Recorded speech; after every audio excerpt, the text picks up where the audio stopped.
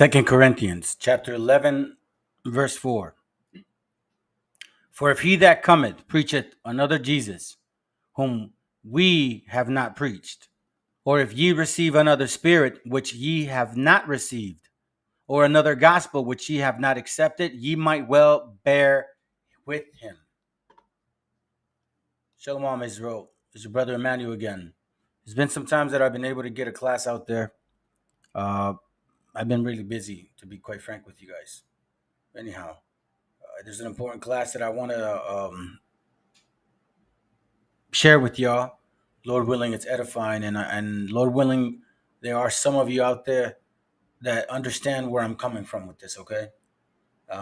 So anyhow, I'm not gonna say much. I'm gonna let the scriptures talk. I'll show you some videos. I'll make some points, and I'll try to get this done within an hour and a half. That's as much as I'm gonna try to do. Okay. So I'm gonna go rather quickly. All right. So without further delay, let's begin. Okay. So again, Shalom, Israel. All right, brother Emmanuel. Your engine is not revving up. You know what you need? You need a Holy Ghost.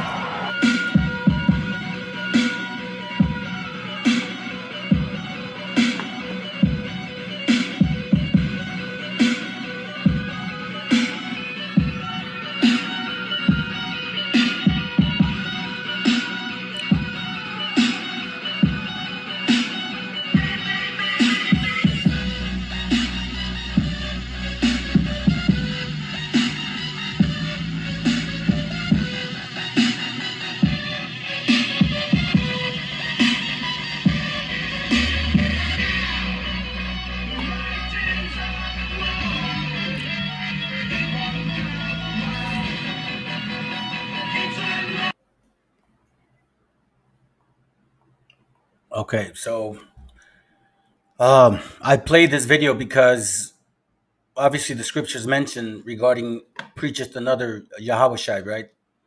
Now we know, Northern Kingdom, right? You so-called Hispanic and Native Indian.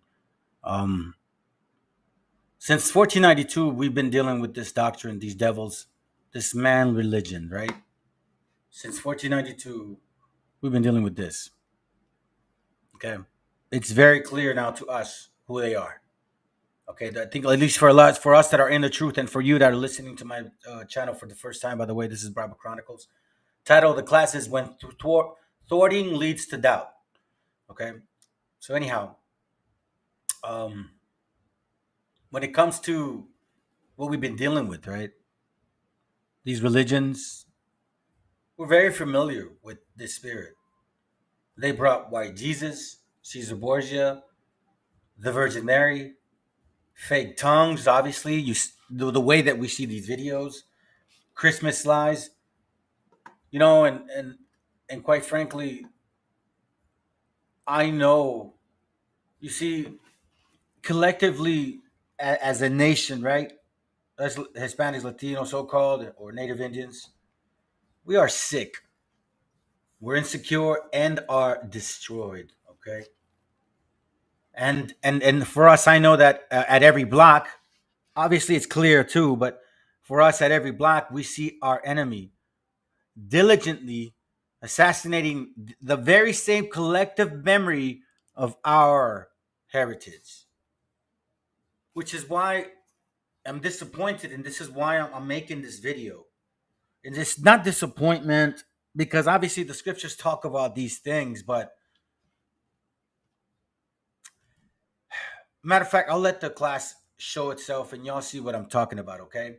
So let me go to Ecclesiastes 1:17 real quick. Ecclesiastes chapter 1, verse 17, and it reads, I gave my heart, meaning mind, to know wisdom and to know madness and folly. Okay, so this is part of learning the scriptures and gaining wisdom through keeping the commandments, because you do understand your follies and your madness prior to, and you can fall back into that. So you also see that spirit in other people. I perceive that this also is vexation of the spirit. Yeah, it definitely is, right? Verse 18, for in much wisdom is much grief, and he that increaseth knowledge increaseth sorrow. So as I've grown into this truth, right? I've obviously been strengthening spiritually. And when I came into this truth, right? I came into a particular camp and I learned about, this here. And it was important to me because I knew that if you mention what has happened to our people, yeah, it made sense. Plus, coming from a chaotic home, you wanted brotherhood. You wanted you're used to others feeling pain, so you relate to that. Plus, I never saw color. It didn't matter to me. I got nieces and nephews that are probably darker than some people that I know that are so-called black. All right. So I was really intrigued by everything, and I believed in that God was black and Christ was black, or Yahweh Shai, Adam, Moses, all the prophets. I believed all of that. You know what I'm saying? Also, this too. And I absolutely had no problem with it if it's exactly what the scripture said. It says Zechariah 12 and 7, right? Because as the scriptures before say, increased knowledge, increased sorrow. As you know in my class, he's going to continue to see what I'm talking about. Zechariah 12:7. And the Lord Yahweh shall also save the tents of Judah first, and that the glory of the house of David and the glory of the inhabitants of Jerusalem do not magnify themselves against Judah. So obviously, not to get too much into it for the sake of time, there's a lot more involved in this when it's broken down, especially from somebody of a so-called Judah tribe, right? Which again, no problem. No problem. I had no problem with this either. This right here, Hebrews, tombstones, right? At that time, that's all I knew, right? That's all I knew. I had no problem. I didn't know any better, obviously, right? Let me show you this real quick.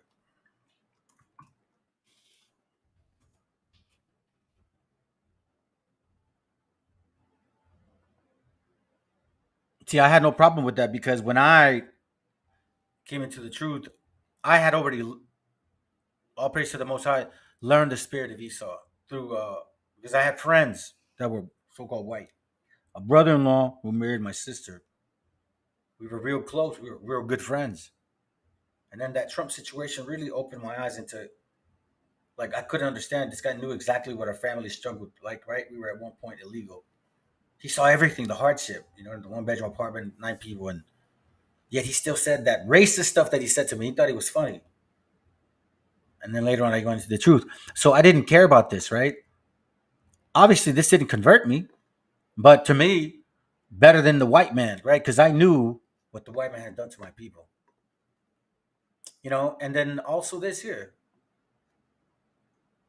And I'm in class, I'm sitting in class, right?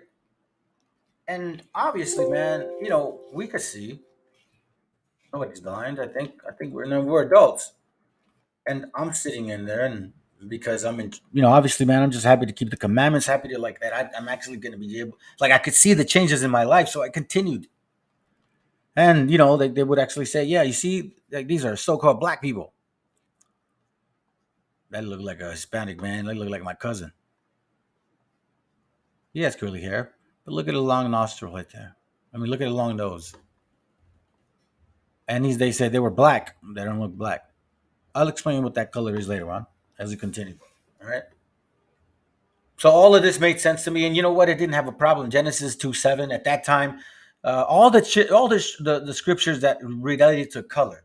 Okay, shoot, I still even remember. Well, the first time, right?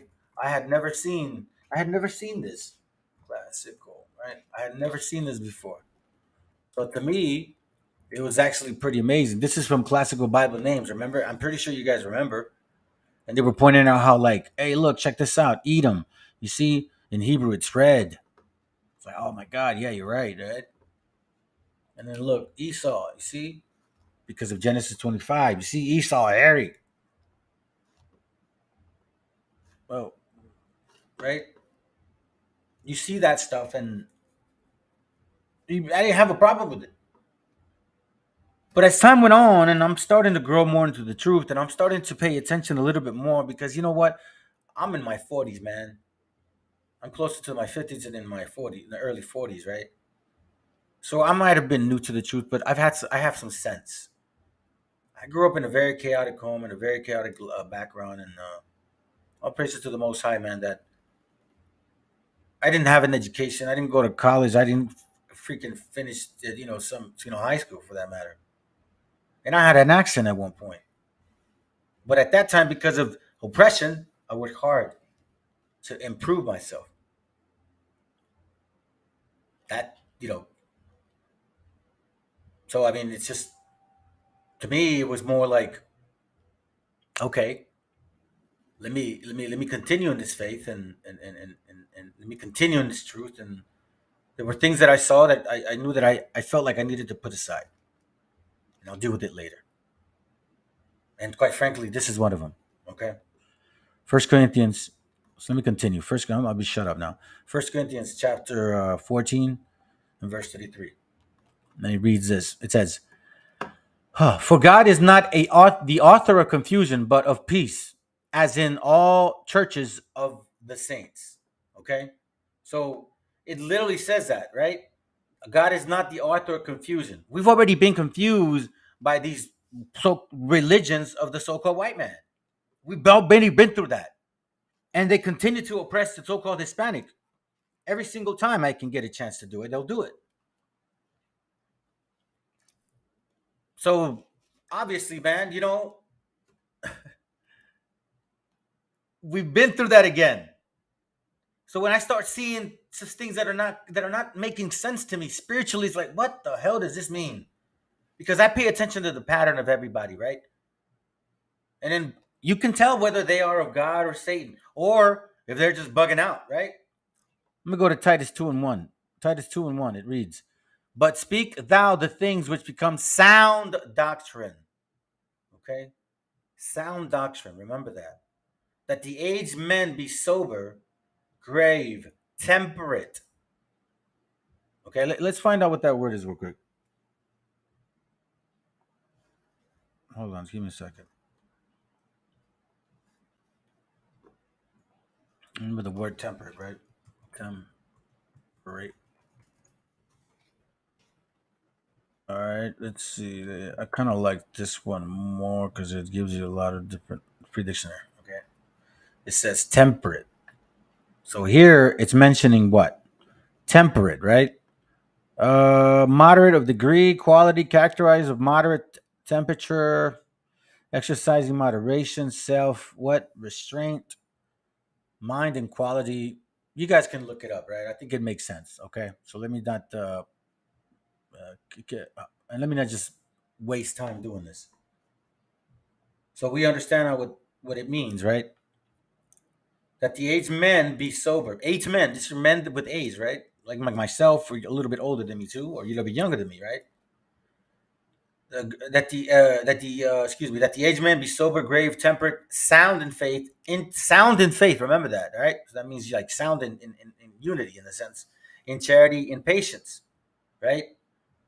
So these older men are supposed to be what? Instructors of these younger men, and then these younger men are supposed to be examples of who the older men are. I mean, at least that's my understanding, and that's what I thought. That's what I learned in these rooms.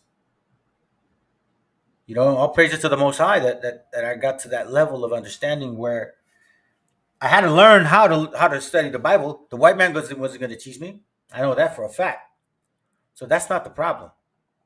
But these things are. And Chris Rock must get revenge in the spirit of Christ. He has to do it, or else he won't be a man. Let me tell you what my counsel, if Chris Rock was a man under my supervision, this is what I would counsel him to do. This is the only way Will Smith would understand. Chris Rock cannot fight him. Chris Rock cannot assault him. But you know what Chris Rock can do? Chris Rock can fuck his wife. A lot of people can't accept that John the Baptist wasn't in the truth. Why wasn't John the Baptist in the truth? John the Baptist did amazing things. But John the Baptist, and when it mattered, he didn't stop what he was doing and be a follower of Christ. You get what I'm saying? So you might have a status and you might have a following on YouTube. That means nothing to the Lord. The prophet before the coming of the great and dreadful day of the Lord. So Motai said he was going to send Elijah the prophet, which was a very powerful prophet if you know anything about these scriptures, before the coming of the great and dreadful day of the Lord, which is when Christ returns. Read. And he shall turn the heart of the fathers to the children, and the heart of the children to their fathers. So whoever this great prophet is going to turn us back to our fathers, which is the Bible, and the fathers back unto us or That's teach right. us. That's so right. I think, and we all know, about regeneration, that this could definitely be speaking about the bishop. That is the smart. That you said it was okay to rape 12-year-old girls. I don't know if that's true. Which we teach now is that when you go into the law in the ancient world. So I actually want to remind myself, because I did just catch that a little while ago before I started the video, right? Watch what he says. And again, I'm no disrespect to these elders here, because you're going to see exactly what I mean by this. And you brothers that are awake and sisters too, you know where I'm coming from. Because I do care about all Israel. And I could give a rat's ass what they look like. But what I do care about is sound doctrine. And it's starting to sound a little confusing to me. And I feel like this has to come out. The Spirit's been having me get this done, because I sense that there's going to be a lot of people that are going to relate to this.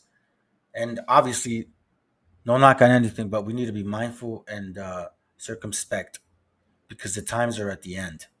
Okay? And you'll see my point. Look what he says. We all know, about regeneration, bishop. Year-old girls. I don't know if that's true. Which we teach now. What we teach now, right? You know why he says that? Remember, keep in mind that in Luke 6:45, let me get it real quick. Luke 6:45, it reads this, okay? So y'all need to be paying attention to people. And this is the part about, being able to keep the commandments, because the Most High is going to basically provide you those type of ears and open up your eyes as well, the spiritual aspects of it. It says here, a good man out of a good treasure of his heart, meaning mind, bringeth forth that which is good, right? And an evil man out of the evil treasure of his heart, mind, bringeth forth that which is evil. Here's my point.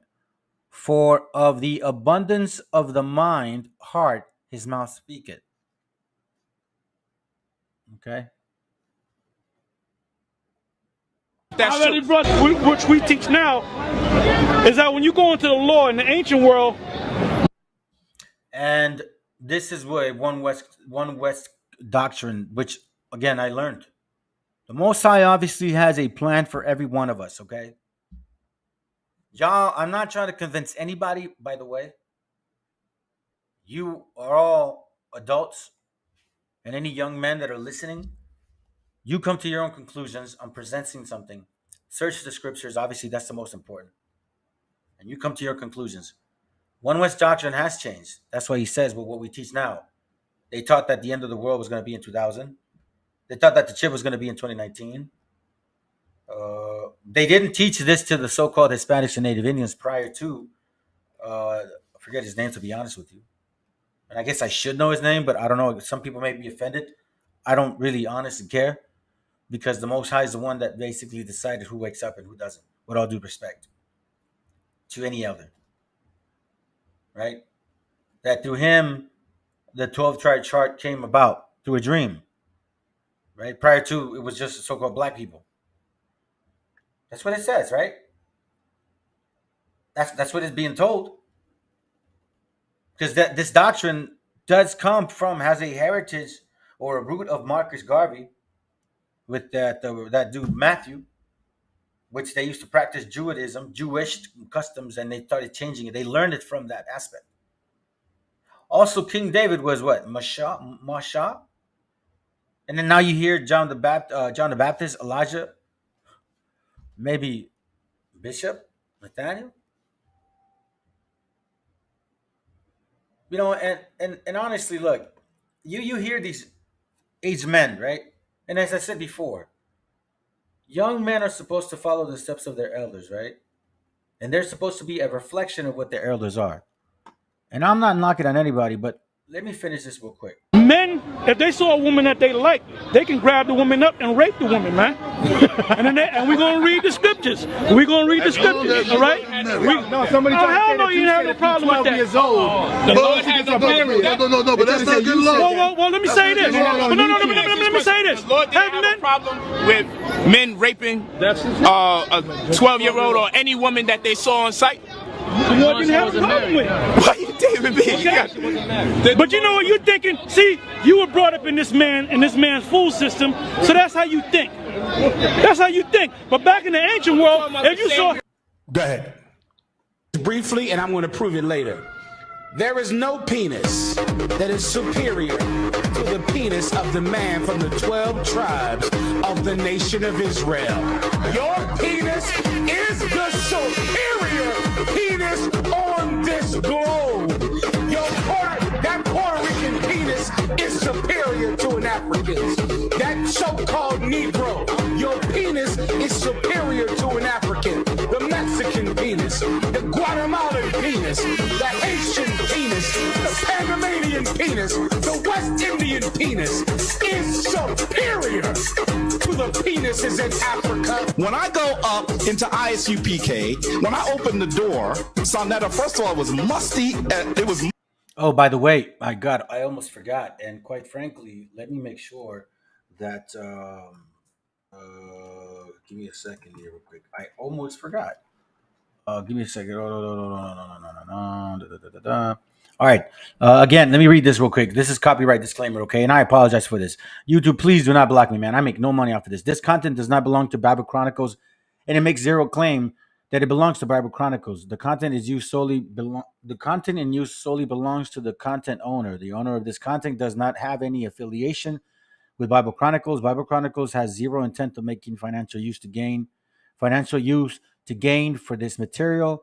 However, under the Title 17 of United States copyright law, the material used can only be for the sole purpose of education, research, and critique.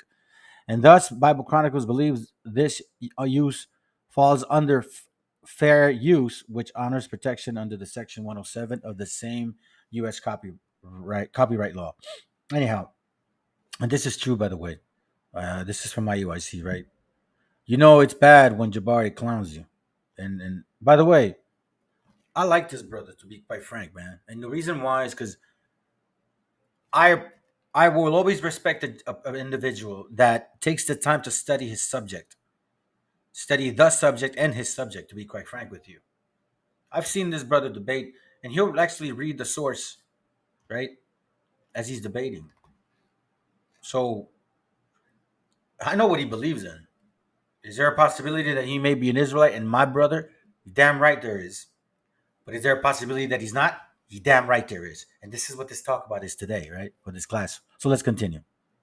Musty. All I saw was an African.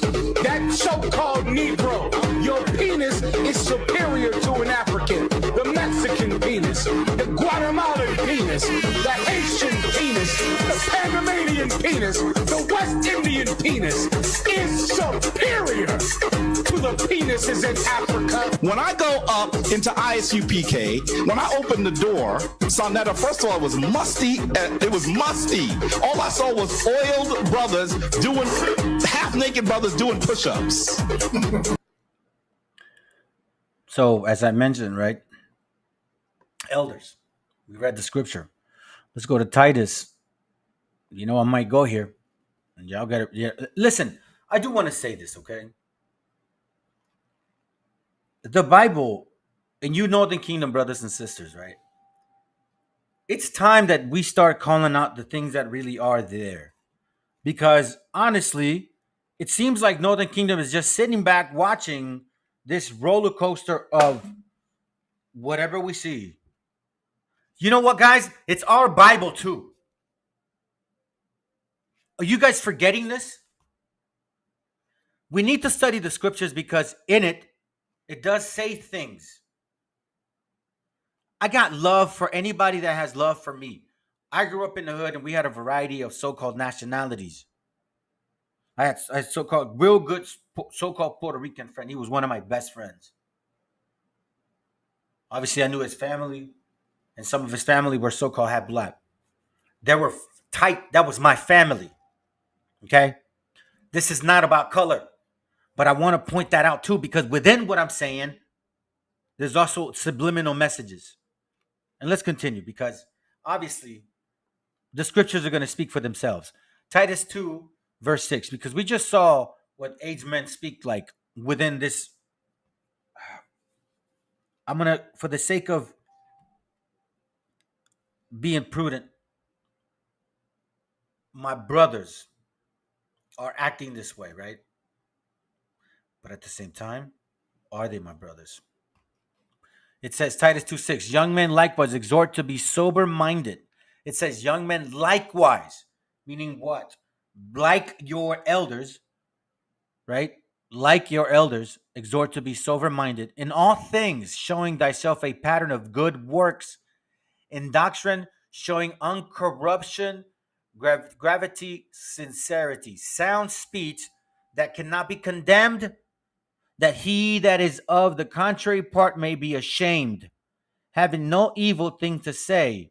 Okay. So, a matter of fact, you know what? For the sake of understanding this, I'm going to go to Titus. I'm going to use the Blues Letter Bible.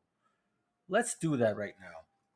Because, and by the way, brothers and sisters, you are supposed to do this, man. You have to definitely use all the resources to understand the scripture, what it's saying. It says here, right? Okay, cool. It says, hold on, let me go to the top. It says, sound speech that cannot be condemned, that he that is of the contrary part may be ashamed, having no evil thing to say of you, right? So look what it says here. Sound speech that cannot be condemned, that one who is an opponent may be ashamed, having nothing evil to say of you. Teach the truth so that your teachers can't be criticized. Then those who oppose us will be ashamed and having nothing bad to say about us. Right? I think it's very clear what it's saying here. Niggas ain't doing nothing, I thrive by. You niggas will get the bus and crack and gentrify. You niggas won't even touch them, get a little money, and your homies you saying fuck them. That's not you, nigga. Talking about what you do, nigga. Talking about how you move, nigga. That's not you, nigga. On the game, that ain't true, nigga. Talking about you be shooting, nigga. How you be sliding. On the game, you be lying. Talking about you be riding. Nigga, that ain't true, nigga. On the game, that ain't true, nigga. We know that ain't true, nigga. That's not true. We know that ain't true, nigga. Finna hurt you, and it ain't no saving grace. We gon' burn them with the open flame. Yeah, we gon' cut them with the double-edged. We gon' tread them like the wine press. We gon' tread them like the wine press. Smash your teeth in your mouth, dash your head up on the stove. Ain't no reason you should live. Use a cancer to the core. Use a dancer, use a whore. Want to everyone and all. Every nation been involved in the vexing of the Lord. We gon' burn them with the open flame. We gon' cut them with the double-edged. We gon' treat them like the wine press. Yeah, we gon' treat them like the wine press.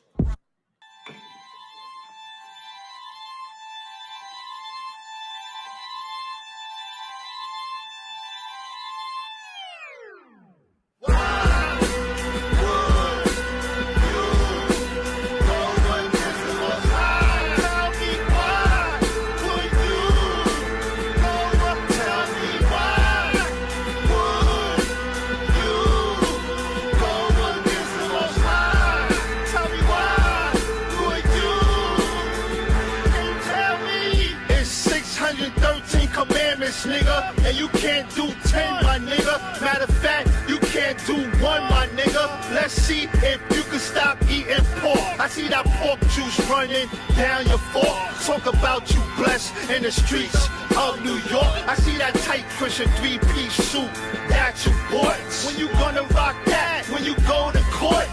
Maybe Sunday, better yet Easter. I blast at you masters. Knowledge reigns supreme over all you teachers. Pedophile supporters, cool rigor mortis. Your niggas out of order. When Christ returns, you hear the screams in the chorus. Now breathe. Revelations 6 and 17. For the great day of his wrath is come, and who shall... Oh, well, I just read we just read Titus, right?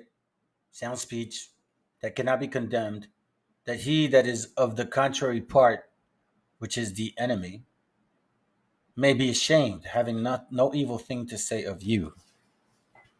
I'll let the scriptures talk. Philippians 1 and 15. Brothers and sisters, this Bible is ours too, you know. And I'm going to tell you something. We need to pay attention to what, or dissect the actual spirit of Jacob, or the 12 tribes. Now, do I believe that it's a variety of colors? Yes, of course I do. But I don't know about a specific doctrine. And we're going to continue. Philippians 1:15, it says, some indeed preach Christ even of envy and strife, and some of goodwill, right? Then it reads, one preach Christ of contention, not sincerely, supposing to add affliction to my bonds. I want to make sure that you guys understand what this means, okay? Think about this for a second. One preach Christ in contention, right? What's the word contention mean? Let's look it up. And again, brothers and sisters, you got to look up words. You got to understand. And when it comes to the Bible, and if you don't even like this translation, fine. Use the one you like, but look up the words. It's important.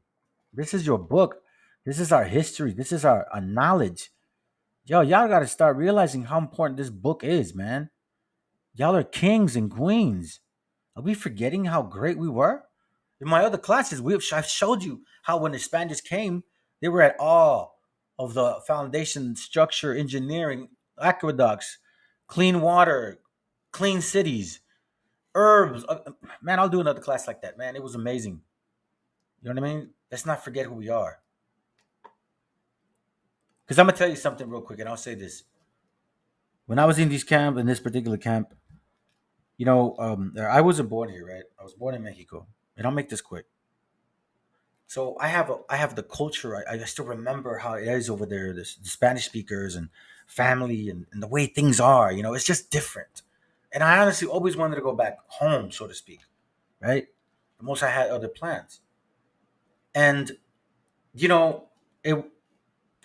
coming into this country, I never forgot that. And I know a lot of so-called Hispanics, not just so-called Mexicans, a lot of Hispanics, we relate to those things. That's why I married my wife, because we relate to those things, right? She's from over there, but we both came around the same time.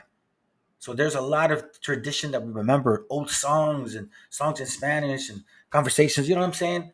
So now I come in the truth and I was like, yes, I'm an Israelite, all praises. And all of a sudden, I feel like my spirit is being taken away from being taken into something that just doesn't seem right. So does that mean I'm not an Israelite? Because I didn't relate to any of this? I mean, hey, I love rap music, political rap music. It has nothing to do with what the white man calls tribal situations. It's a spiritual thing, brothers and sisters. And y'all need to start opening your minds up. And I hope somebody that's in one of those camps is listening to my class today. Let's continue. It says here, contention, right? The act or instance of striving in controversy or debate, striving to win in competition, right? The condition in which winning a competition is possible. So we know what it means. Obviously, there's no need to continue that. One preacheth Christ of contention, not sincerely, right? Supposing to add affliction to my bonds, right? So some preach the Yahushai with intent to what? Just to be the contrary to the other person. Not really that they really sincerely care about the word. And then Paul says, supposing to add affliction to my bonds. Why? Because Paul put a lot of brick in to wake up a lot of people. He talks about how he was a prisoner to the scriptures. Supposing to add affliction to my bonds, meaning he's got to go push that again. Like when he comes back into, I forget what book, he comes back and says, man, do I have to come? Is it so new? I just left you in a sense, and you're already like confused by doctrine. It's the same concept, man. It's the same concept, okay? So I'm going somewhere with this. Because remember, guys, we've been through this already.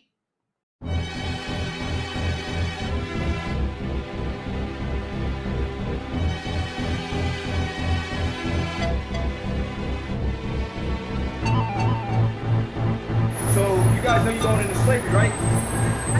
You know you're going into slavery? Are y'all American citizens?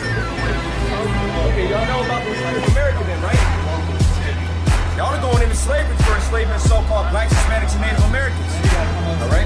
That's what the Bible say, all right? So y'all can sit up here and listen. Y'all can take it as a joke. But guess what? All the atrocities that was done to our people, it's going to be done to you.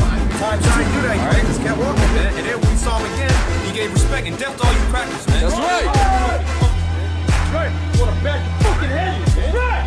Oh, Andy Young. Now I want to take the babies and all you first, man. All you white devils. So all white people the devil, all right? That's right. You got white people on both sides will put you on a damn workout plan, all right? That's right.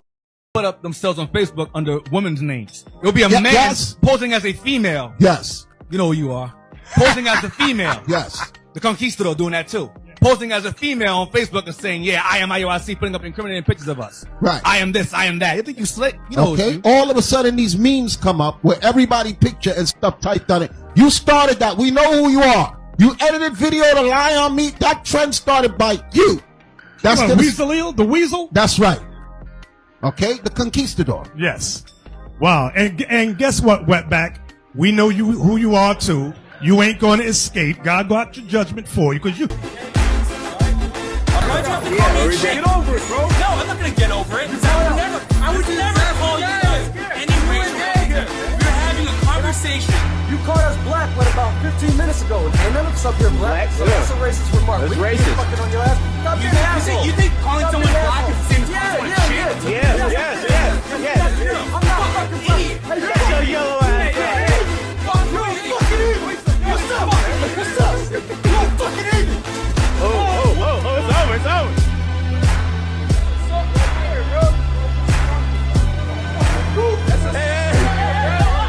That's what's up right there, bro. All you so-called white people are racist, man. Right. Right? It's coming out. Right. What you so-called white people say behind closed doors, it's coming out, man. Why, yo? Because that's what we do. That's what you want to move us the fuck off this corner. I bet you want to move us. I'm not trying to move. I just want to fuck you in my face, nigga. Why you in my face then, nigga? Look, I want to be in your face, nigga. Okay, so what we doing? What we doing? We wasting time or what? We finna speak. We finna teach. I'm just saying, we gonna be right here. What's about? Nigga, you know what we about. What the fuck you keep asking me that? You know what we about. What's about? What the fuck you mean? Alright, we all here teach for 12. Remember, 6:45, right? Now think about this for a moment. If let's say the shoes were in reverse, let's say the brother was in front of that, and they're talking about that, right?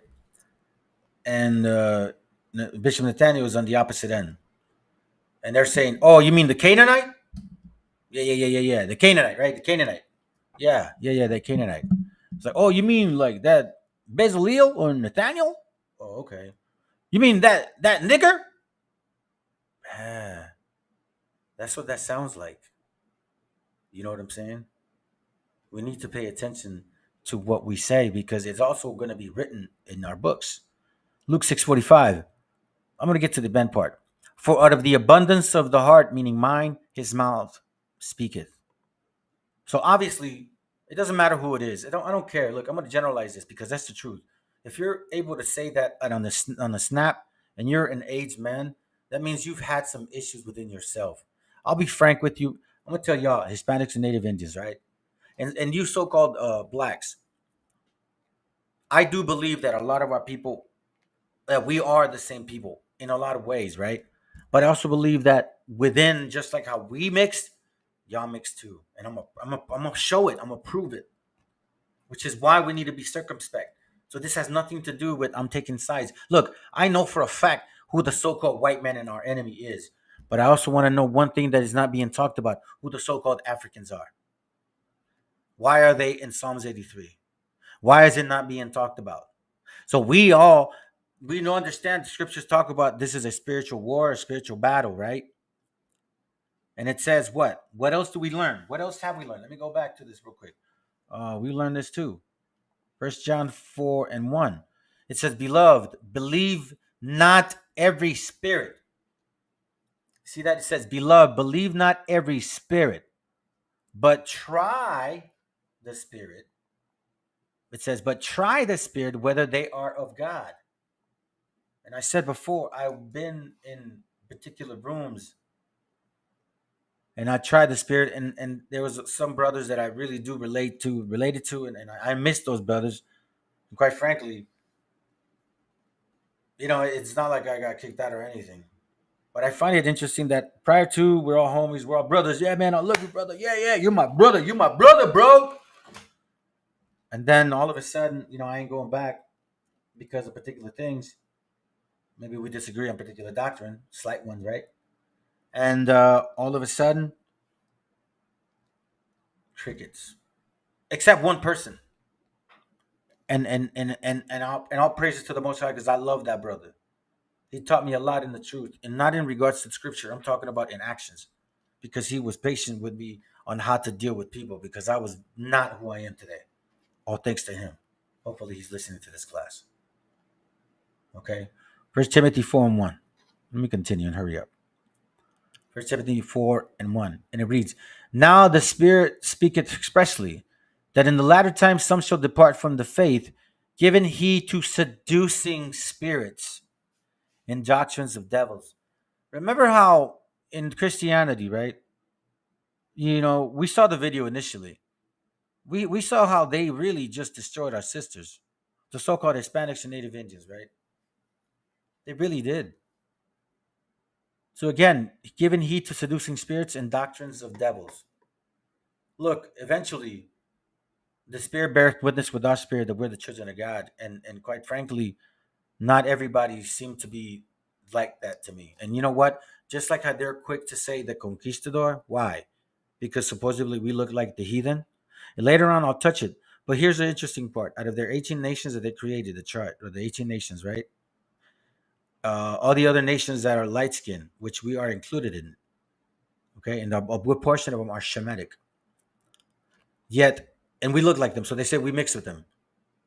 But yet, the African races, if you isolate them, they're like four of them, and so-called Judah looks like them.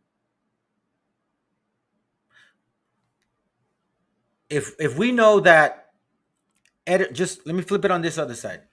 Etta James, Beyonce, Bob Marley. I'm gonna keep it real. They give the essence of a so-called a black person, right? The music, the style, the hair, the talk, the way they look, the essence. Okay. But guess what? Their fathers are white. I'm sure some of y'all knew about Bob Marley, but I don't know if you knew about Etta James or Beyonce. And I guess 4 years ago that came out, and she was having a hard time dealing with it. She said, W.E.B. Du Bois, Frederick Douglass, Booker T. Washington, all were famous so-called black men who, through their influence, were able to pass a lot of laws that helped or benefited the so-called black folks, right? Well, guess what? Their fathers are white too. All were famous black musicians and political powerful enough to help pass that. I mean, like, listen, we have to start wondering, are we all Israel? Because from what I'm going to show later on, y'all need to start rethinking that 18 nation chart. Seriously. And I'm going to get to it. But before I do, this is one of the things that I was really again disappointed, man, because I've never been a worshiper of men. I don't care to what level you expect that to be. I'll give you respect. I'll show you respect based on age. Even people now outside the truth, I had men, so-called Hispanic men, right? So-called Mexicans working on my yard. Family members are actually helping with my fence. He's an older guy, 62, 63. Try to talk to him a little bit about the truth, but he's a working man. Didn't really want to hear it, no problem, right? Bringing him water because I see him, we say don. Automatically respect, right? I'm not worshiping the guy. He is not my teacher, nor my dad. But out of respect. That's nothing bad. Okay? But this isn't all. Like, I just happened to find this, and I wish I would have found other ones, but we've seen it with Yahweh ben Yahweh. We've seen it with The other brother that had this Hebrew Israelite, we seen it with like all of a sudden everybody agreed that King Mashai is King David, and now we're saying that oh yeah, Bishop Nathaniel he's Elijah. Do you realize that when you start kind of thinking in those ways, your perception towards that individual changes, and now you can be close to what possibly doing this.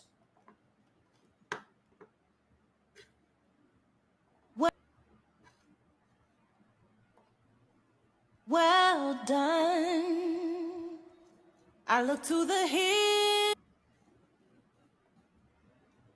Well done.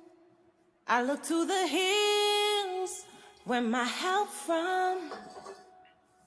I just wanna hear, welcome, well done. I just wanna hear.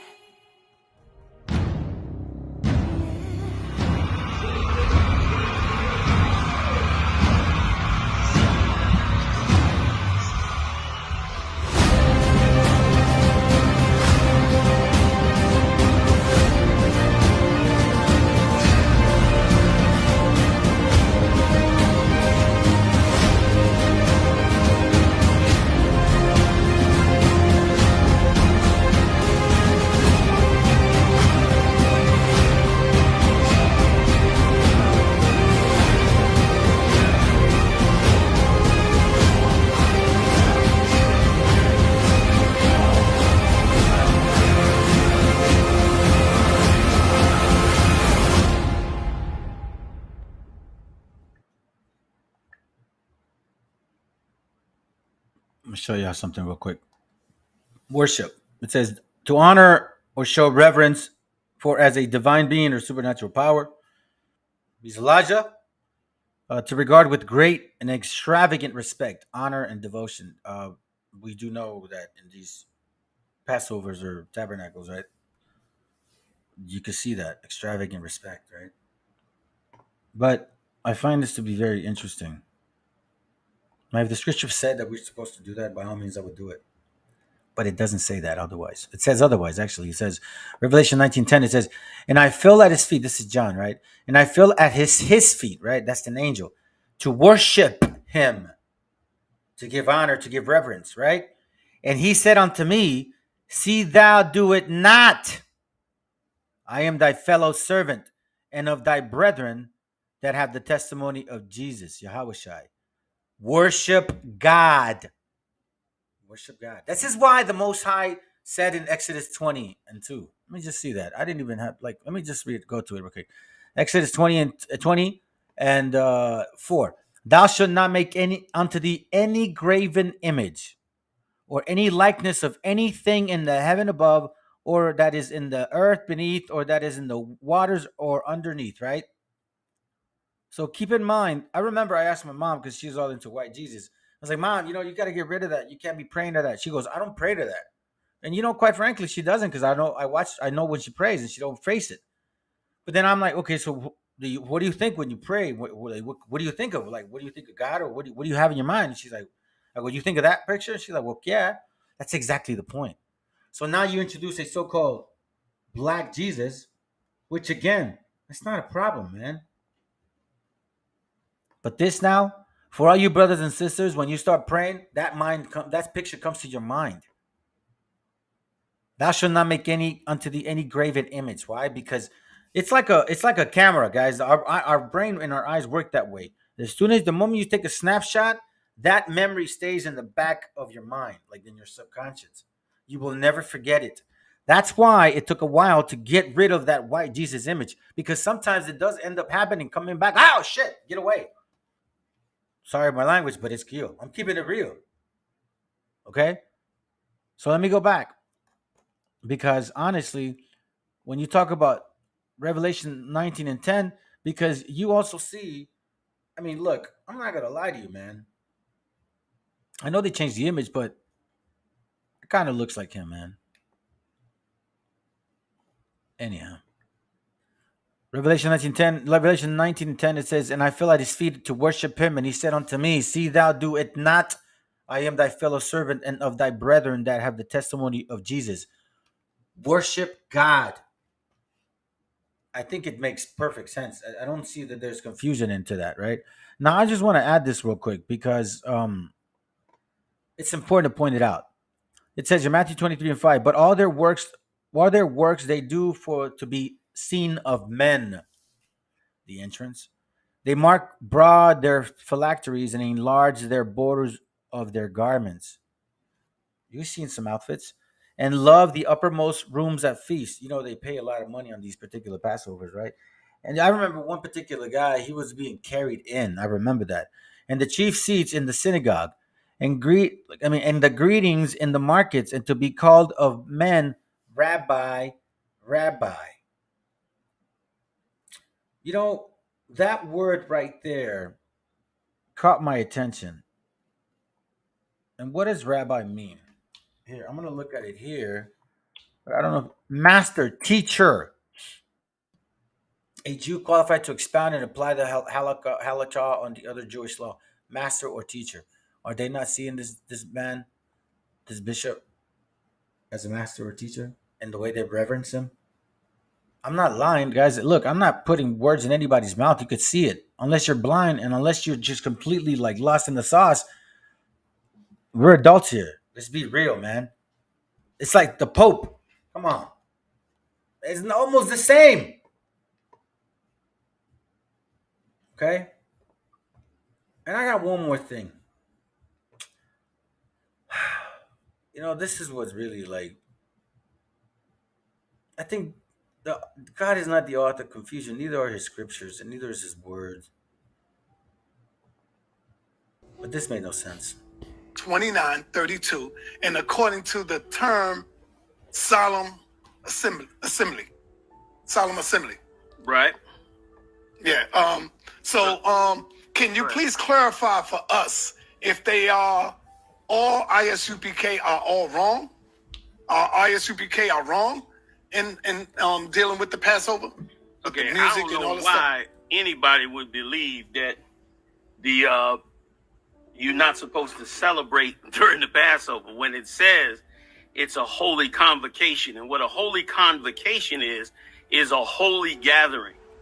It means that people who believe in the Lord and are serious about the Lord come together as one, which is what we do. And it's ridiculous to think that you cannot drink. The ISUPK, goddammit. The ISUPK, goddammit.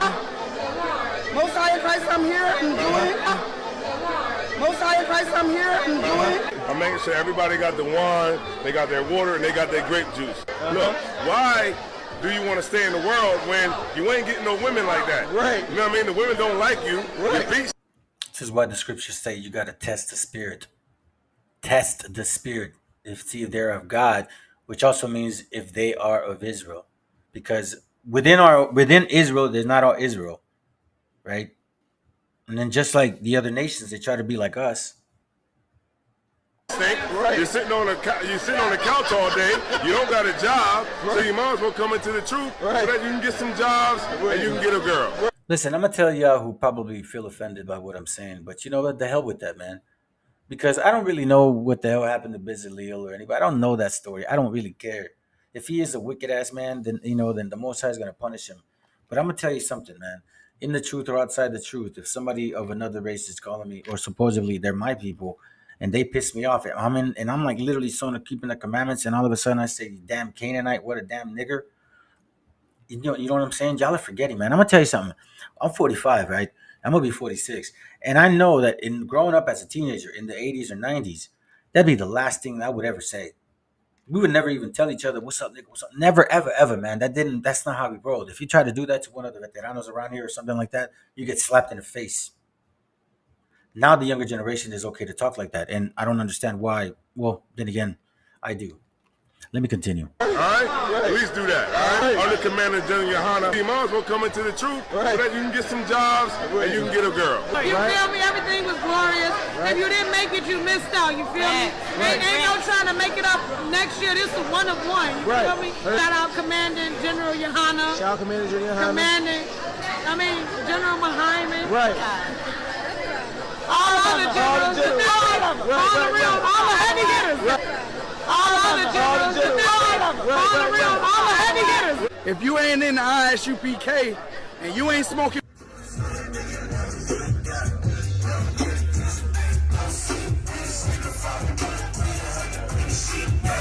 I'm pointing this out because of this, brothers and sisters, and I'm gonna tell you something, man.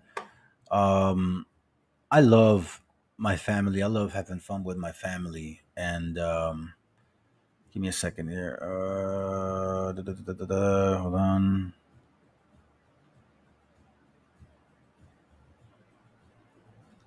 Oh my God, I can't believe I forgot it.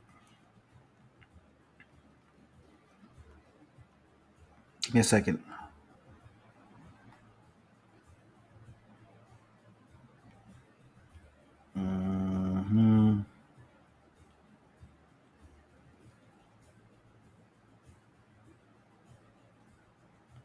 Give me a second, brothers. Anyways, a solemn, right? Solemn assembly.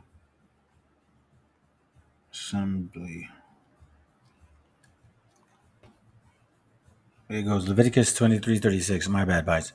It reads real quick. 7 days shall ye offer an offering made by fire unto the Lord, and on the 8th day shall be a holy convocation unto you. I mean, separate, right? With your family. We mean not with the family, just your family, but with Israelites, right?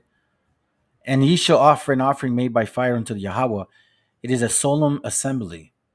If you look up the word solemn, right? And you guys do it for yourselves. I don't want to waste too much time on that. But it really makes sense what it's saying. Now, obviously, it's because a lot of people died in the Exodus, okay? And they were tormented. If you leave Ezra, you're going to find out they were tormented. Now, they say, well, Hezekiah partied because it was such a long time they had a Passover. I understand that, but you know who else died in the Passover? There was judgment in every single, and almost twice in Passovers, right? Exodus, and then when Christ came. Christ died in Passover. That brother suffered. Our brother suffered. Spit on, pulled hair, treated like shit. His mother, his father, all of us who were there, maybe, we suffered seeing that too. If you gotta get it, you get it. You don't, you don't. You know what I'm saying? Like, he suffered, man. So when it says a solemn feast, I'm reminded of Yahweh suffering. Yes, I'm gonna consider that solemn feast because it's a serious thing. Obviously, too, you know, you spend a good time with your family or your friends, cordial. But that right there, that's why I'm playing it, because it didn't make any sense to me. I'll play it again. I'll just shut up now and let it continue. 29:32, and according to the term solemn assembly. Right. Yeah. Can you please clarify for us if they are all ISUPK are all wrong? ISUPK are wrong in dealing with the Passover? Okay, the music I don't know and all this why anybody would believe that you're not supposed to celebrate during the Passover when it says it's a holy convocation. And what a holy convocation is a holy gathering. It means that people who believe in the Lord and are serious about the Lord come together as one, which is what we do. And it's ridiculous to think that you cannot drink. The ISUPK, goddammit. The ISUPK, goddammit. Most High in Christ, I'm here. Enjoy it. Most High in Christ, I'm here. Enjoy it. I'm making sure everybody got the wine, they got their water, and they got their grape juice. Look, why do do you want to stay in the world when you ain't getting no women like that? Right. You know what I mean? The women don't like you. Your feet stink. Right. You're sitting on the couch all day. You don't got a job, so you might as well come into the truth so that you can get some jobs and you can get a girl. All right? At least do that. All right? Under Commander General Yohana, you might as well come into the truth so that you can get some jobs and you can get a girl. You feel me? Everything was glorious. If you didn't make it, you missed out. You feel me? Ain't no trying to make it up next year. This is one of one. You feel me? Shout out Commanding General Yohana. Shout out Commander General Yohana. General Muhammad. Right. All other generals. All the real, all the heavy hitters. All other generals. All the real, all the heavy hitters. If you ain't in the ISUPK and you ain't smoking.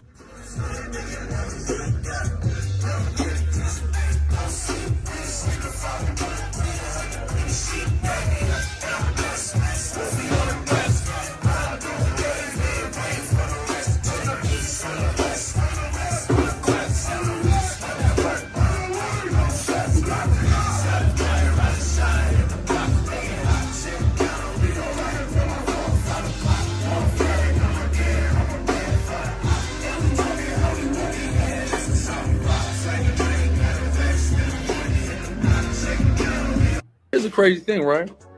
You know, they talk about the Passover being a solemn assembly, which it was, right? Baron Julia, how about you mash over thought with water? We had a solemn assembly, and then we closed the solemn assembly, and then we had fun. Y'all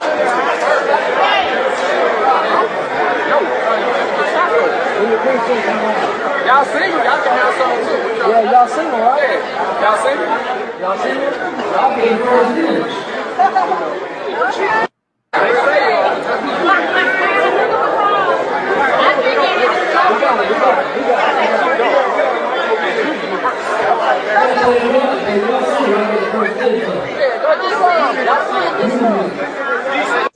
Right?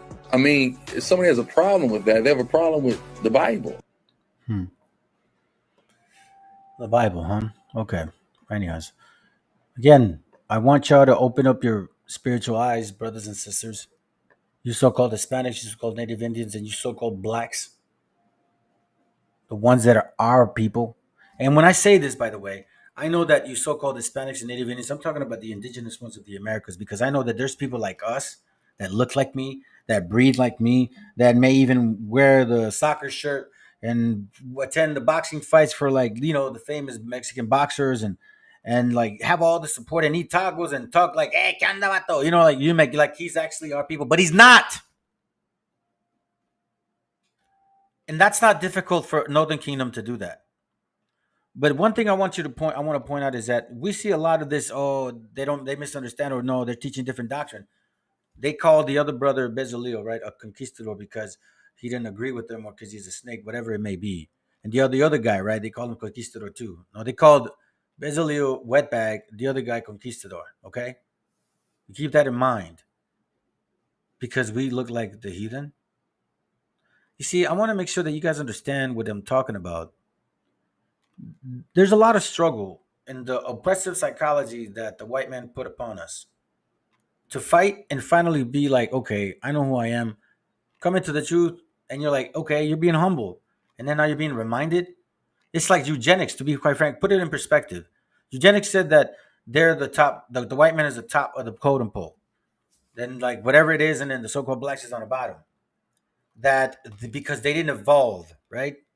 But now the so-called black man, or Judah, Benjamin and Levi, right? This one West Camp doctrine, I should say. Now they're saying the opposite.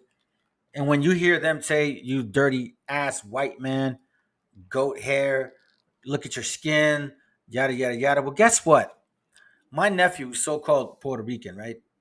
Light-skinned nephew. He made a Esau girl, from what it seems like. So-called. His kids, he's got 2 daughters. Straight white skin, red hair.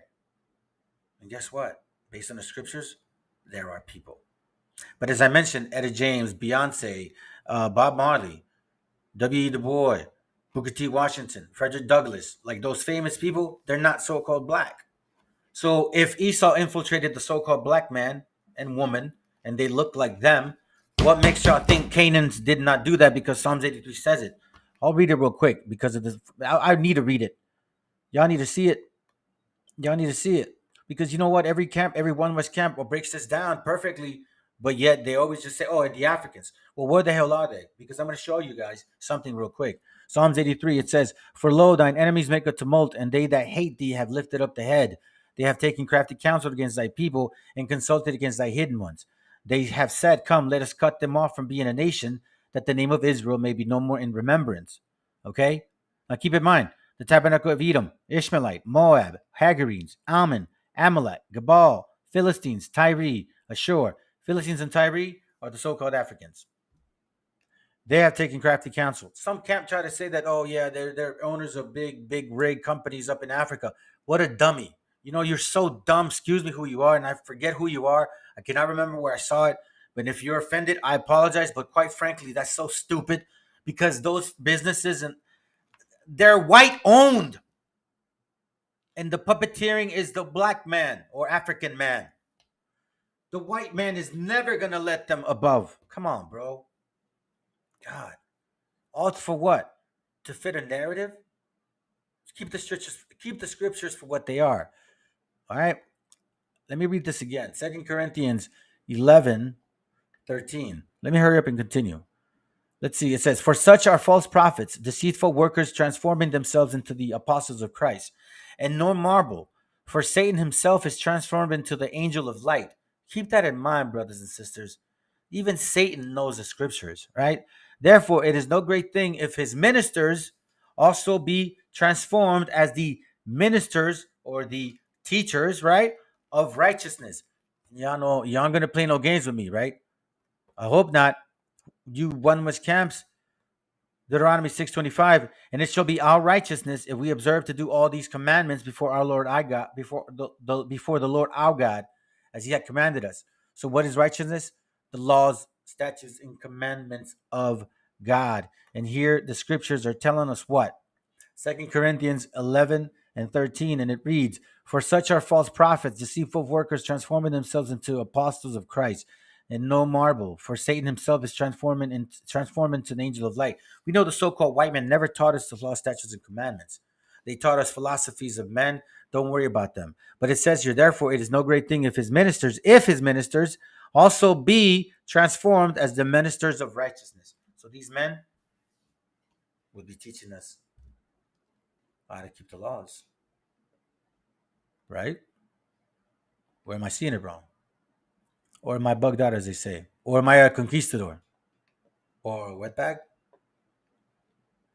I'll say it for you guys before you do it. I'm a wetbag. I'm a conquistador. I'm a damn Spaniard. I'm a spake. I'm a beaner. I'm a lord of the totem pole because you know what? Honestly, I know what my family went through. I know the curses that we lived and I currently live them. And for any of y'all who know me, know what I'm talking about. And I have powerful faith in the Most High. Psalms 46:10. Be still. You know, I know why I'm reading this because after seeing all of this, right? After all of it not making sense, like the scriptures say, oppression make a wise man mad. Yeah, it also means with doctrines. I'm effing tired of this shit, man. Honestly, we're at the last end, and now we need to be circumspect. And this is what I'm talking about, that bitterness, right? The lack, the just like the nasty ass part of wisdom. I'll go back to it real quick. I don't want to take too much time. Ecclesiastes 1, 18. It says, For in much wisdom is much grief, and he that increaseth knowledge increases sorrow. This is sorrowful, but this topic has to be brought about because I'm seeing a spirit that I really don't comprehend. So if that does not make me an Israelite, then so be it. Honestly, man, I'm going to keep it real, but I'm going to keep the commandments of God. I'm going to tell you that right now because that seems right to my spirit.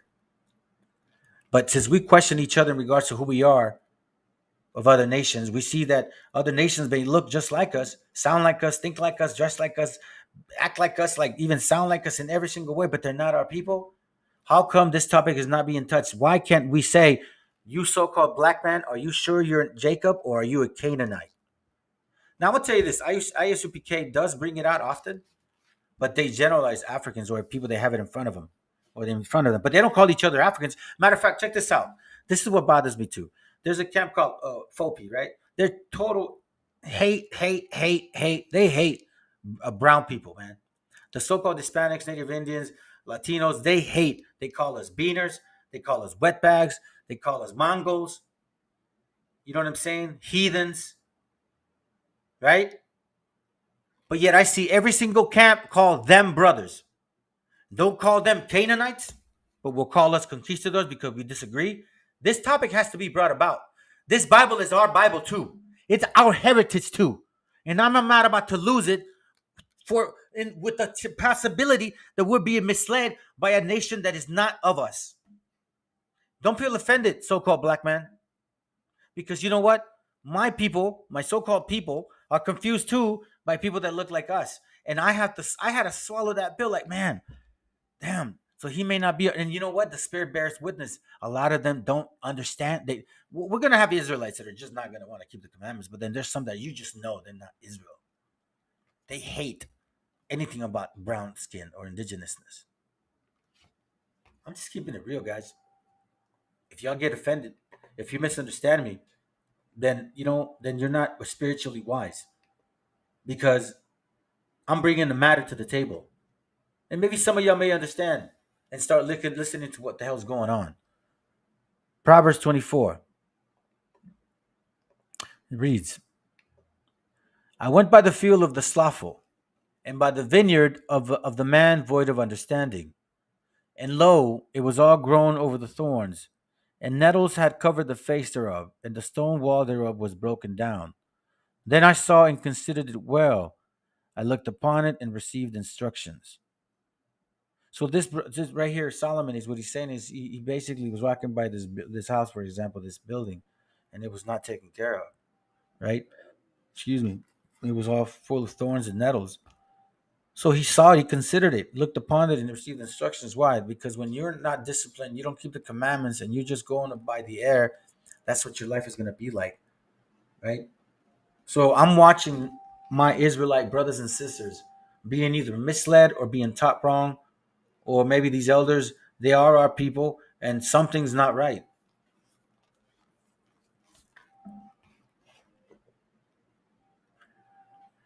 Nehemiah 2:12. It reads, And I arose in the night, and I saw a few men with me, neither told any man what God had put in my heart to do at Jerusalem. And Jerusalem, this is a parable in a sense too. Well, not a parable, but remember the scriptures are twofold. So in this case, you brothers and sisters are Jerusalem, okay? It says here, God had put in my heart, in my mind, to do at Jerusalem. Neither was there any beast with me, save the beast that I rode upon. God tells Nehemiah to go check out Jerusalem. I went out by night by the gate of the valley, even before the dragon well, and to the dung port, and viewed the walls of Jerusalem, which were broken down, and the gates thereof were consumed with fire. And I went on the gate of the fountain and to the king's pool, but there was no place for the beast that was under me to pass. Then I went up by the night by the brook and viewed the wall, and turned back and entered the gate of the valley, and so returned. And the rulers knew not whether I went or what I did, neither had I as yet told it to the Jews, nor the priests, nor the nobles, nor to the rulers, nor to the rest that did the work. Then I said unto them, Ye see the distress that we are in, how Jerusalem lieth waste, and the gates, lying waste, right? Excuse me. Let me go. The rulers with it. I went. Let me see. Verse 16. And the rulers knew not whether I went or what I did. Neither had as I yet told it to the Jews, nor to the priests, nor to the nobles, nor to the rulers, nor to the rest that did work. So as you can see, Nehemiah here, he went around and looked at how effed up, destroyed Jerusalem was. And this is how I'm seeing our people right now. I'm afraid. I don't want our people to be led into destruction. And I sure so don't want to cause division. I'm only bringing out things that I'm seeing. I don't want to cause division. I want our people to unite. But at the same time, just like we have infiltrators of other nations, and I keep seeing certain things that maybe they're not paying attention. Why is it I? Maybe I'm here to make you think, guys. Okay? Consider the state of mind of our people. You know what I mean? You gotta ask yourself. And this right here, this is what I'm talking about. I brought it up before. Let's see if I can grab it.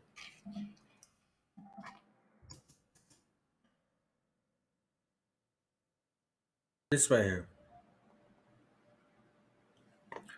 Look. All right. So this is Israel. Number one. You have the white man. Number two, India, Assyria, Syria, Arabs, Chinese, Japanese. Then I'm gonna skip all the way to Turkey, Russians, Greek, German, Spanish, Cyprus. So Turkey through Cyprus, white man through Japanese. You could say that the so-called Hispanic and Native Indians have a mixture of all of these things, right? Okay, fine. If we're the same people, fine. You say we're mixed with the other nations, fine. But then how in the hell does this even make sense? Ethiopians, Egyptians, North Africa, South Africans. The so-called Judah, the so-called black man looks like the Africans. But you're saying we mix with the other nations. So what are you saying? God is a Hamite?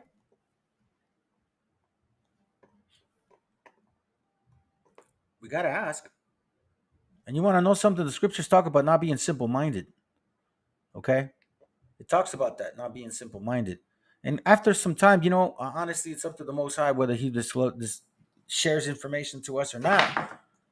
Through reading and studying, you'll read a verse and you'll read it over and over, and sometimes you won't see it until maybe a year later. You'll see it as completely deeper than that. Proverbs 14:15, it reads, "The simple believeth every word, but the prudent man looketh well to his going." I'm looking well to my going. So let's explore this. But what I want to do is I want to use the Blue Letter Bible. Okay.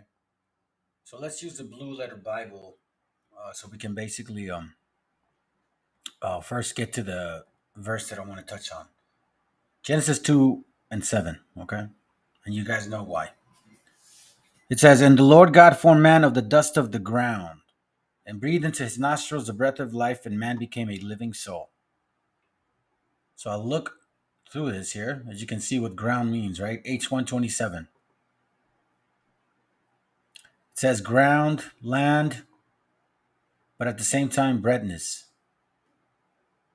Then you see H119, right? First of all, let's hear this. Strong's H127. Adamah. Adamah. H119. Strong's H119. Adam. Adam. And it all is red, red, red, Rudy, red, dyed red, right? Red, red. You can see it. You can see it. And then when you look at the actual, what do you call it? Adama, right? So I went into the concordance because I have a concordance. And I have like an old book of concordance. I have the new one too, like the small one. But my wife found this one at a flea market. It was literally $2. She asked me, "Do you think you'll need this?" I said, "Hell yeah, grab it." And then I'll show you something in Who's Who, okay? Dictionaries Zondervan Bible. Adama. Red ground. Red ground, right? Let's not forget. Red ground. Red, red, and then the root word is red. Okay? Not black. And then when you actually look at the definition of Adama, I never saw it. I never knew what that meant. So I looked it up. Just a simple Google. Man from the red earth. And it has Adama baby namers, right? Which I'm going to bring something up in a little bit. Okay? So as you can see, it's watch this real quick here. Adama, root, red ground. Red ground. We've been told that this scripture is all about black ground, black screen, black skin. I'm sorry, black. And we're heathens. But now that we look at this, it's not saying black. Okay. So now that we understand Genesis 2:7, now let's see what Genesis 2:19 says, because that's where you first hear the name Adam. And obviously Adamah, very close, right? Genesis 2:19, and out of the ground of the Lord God formed every beast of the field and every fowl of the air, and brought them unto Adam. H120. Strong's H120. Adam. We saw that one earlier as well. And look at this. The same root. Red, right? Red. And then Adam, as you can see, there's Rudy again. Rudy. All right. Now remember I told you guys who's who in the Bible? This is Adam, right? Who's who in the Bible? Watch what it says. Derived from the Hebrew word of earth, Adamah. The root of both words may be connected with the Hebrew word for red. That would imply a reddish soil or clay in the area where Adam was created. The belief that the first man was created out of clay was by no means confined to Hebrew mythology. Now, I've been using clay since I was 5 years old. I have no clue where this skill came from, man.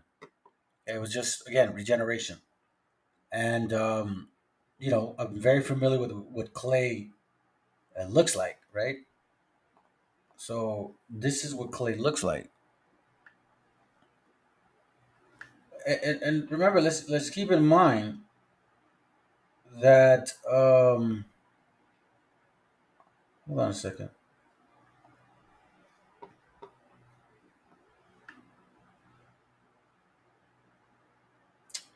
Oh, there it goes. Give me a second. Let me look at this real quick. I'm gonna change something. All right, so as you can see, going back to my point here, right? Give me a second.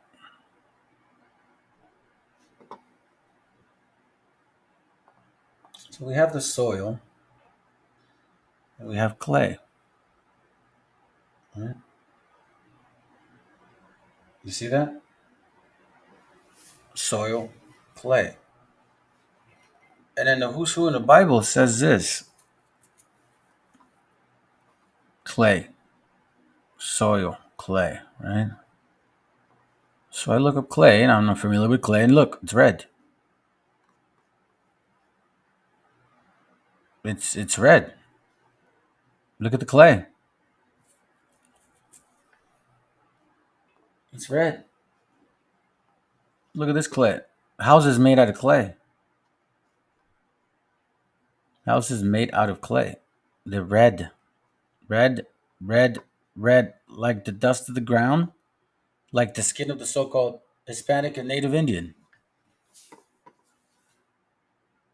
And then I remembered this scripture. Since we're on this right here, I'll use it. Why not?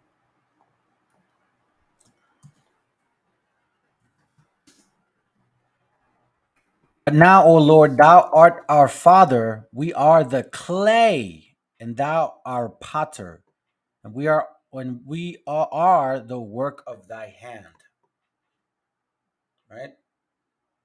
Oh, and check this out. The dictionary Bible, same thing, right? Read or made, Adam. I don't know if you're going to try to dispute this. Now I know that Esau is not Adam, and we know for a fact Yahushua is not a white man. So before I get any questions about red, are you trying to say that Adam is a white man? No, not at all. Because if you go to Genesis 25:25, look, it says, and the first came out red. So you think red, right? Same concordance. And it's not. It's H132. And H132. Strong's H132. Admoni. Admoni. So you see, Admoni has the root word of red, right? But this right here doesn't mean that necessarily. If you see Rudy, rude, red, right? And it says here, reddish of the hair, the hair, the hair. And if y'all want to try to say that I'm lying, right? That give me a second, right? Then you're debunking this, and you should never use this again. Then you should never. This is one West Camp. You should never use this. Esau, Harry. So in a nutshell, what it's basically saying is what? That Esau had red hair, and he wasn't black. Well, I mean that Esau had red hair, and he necessarily wasn't a brother of a black man. It seems like he had reddish tone, but he was hairy and red hair. Now, because of this, then I started really looking into, well, what else have I been lied about? What else am I going to question? Basically, I started questioning several things that were taught to me because there was a lot that was said in these rooms. A lot was said in these rooms, and I believed a lot of it. And one of them is this one. And honestly, it really pissed me off after I found out of like the biggest lie that you could possibly think about. Because again, um, you need to disclose everything you find. You know what I'm saying? Especially if you're trying to bring the truth to people. So they use this here. This is IUIC, right? They use this, and I'm gonna call them out. They use this to and show us that the so-called Africans were in here. That after 70 AD, they all scattered here in this place, right? So as you can see, it's not really clear to us. Now, I had requested this, and I never got it from them. So this map, these things I found outside once I had left. Okay. So as you can see, there's not much to see, but you trust these men to tell you the truth, right? You can't see shit. Well, as time went on, I kept looking for it and looking for it, and eventually I found it. So let me show you something. Okay. So that right there is this. It's a little bit better. So I'm like, okay, it got a little bit better. And then I saw something in the middle. This. And I couldn't really see it. It said Libinier. Like looks okay. So then watch this. Then all praises to the Most High. Matter of fact, you know what? Let me save that one because I'm gonna mention something real quick. So that same map, right, that you couldn't see before, is not visible, right? All right. So I couldn't really find it when I was with them, but then I found it outside. So I also found that this map has this written on the side. Okay. And I found this like on the other map, right? And it was clear. It says Jewish Kingdom of Granada, 300 AD, by white Libyans, Berbers, white Libyans. And you can see, keep reading Jews, Jewish, Jewish, Jewish. And damn well that one West Camp says Jewish. Look at this. Hebrewisms in Africa. That's an actual book, which I'm going to look for it. Hebrewisms in Africa. Meaning what? Ism. Not like ish. Not the actual thing, but like it. Okay? So then, honestly, then I started really being curious because I couldn't see that. And then I found this. First of all, this. White Libyans. It's right there. Right? Of Jewish influence. The name suggests Yemenite Jewish influence. Yemenite Jewish influence. Right? So then now I'm intrigued. I finally find it. And then I found this. And this is going to blow your minds. I'm going to show you. Remember it says this? Can't see anything, right? And this is what they showed us. Watch. The Minuan Philistines. The compilers of Genesis 10:14 knew that Philistine and other Cretans were in oasis strongholds controlled by Egypt. Calcium out of Egypt, out of which came Philistine and Caphtorim. It is not possible on so small a map to show all the surviving Philistine communities in red. In red. So it's basically saying that these are communities that were influenced by Judaism, but a lot of them are what? Well, what does Philistine mean? Let's find out.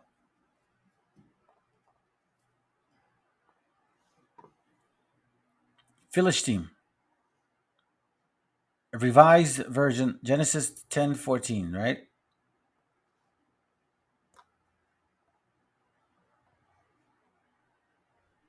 And Pathrusim and Casluhim, out of whom came Philistim. Read up verse 6 and watch. And the sons of Ham, all of these. And it keeps going. But right there. So based on this, these people are not the real Israelites.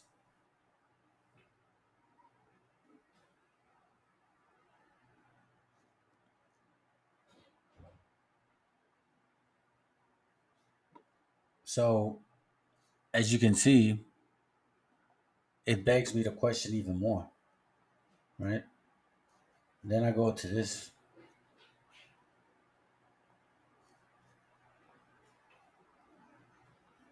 Watch this real quick. Let me see this.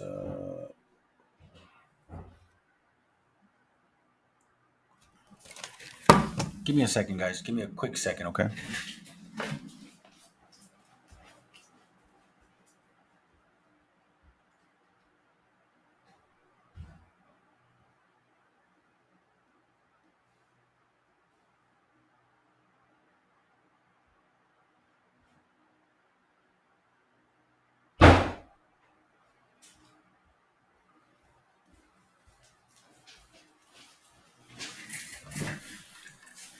Sorry, guys. I heard noise, and it was my dog. Okay, so obviously it's late, and I didn't know what was going on.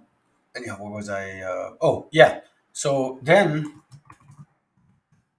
like I said, I had to go back to the thoughts again. I had to go back to everything they taught me. Then I find this, right? Remember this earlier? Tomb of Reckmeyer. That these were Jews, right? They said that they were Jews. I believed it. That's a lie too. This is in around 1300 BC, right? Late 1400, like 1440 or mid. And the chronology doesn't match. So as you see, they're studying these things and they're finding out that that's not the right time. You can see here. Well, look what it says. Very simple. And I'm going to take you somewhere else. It says the necessity of revising the standard secular chronology of Egypt is widely accepted, but the efforts to achieve this so far has been inadequate.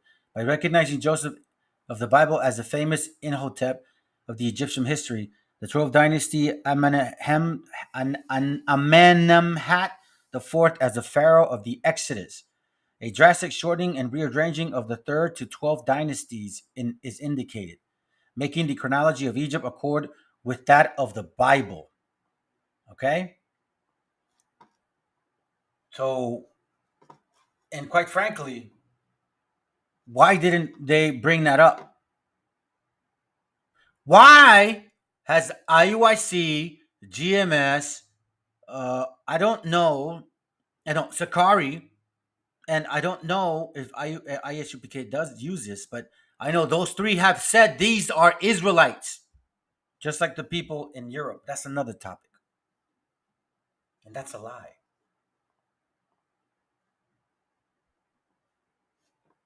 Look at this. I read this, but what stood out this year, right here. The 11th dynasty, right, in 12, had rich and powerful pharaohs in the first half of the second millennium, Corville identified Joseph as a vizier Mentuhotep, attested under Sesostris first, earlier in the 12th dynasty. You guys read this, and he basically had an impressive run as a vizier because he helped them a lot. And we know from Joseph, he did a lot.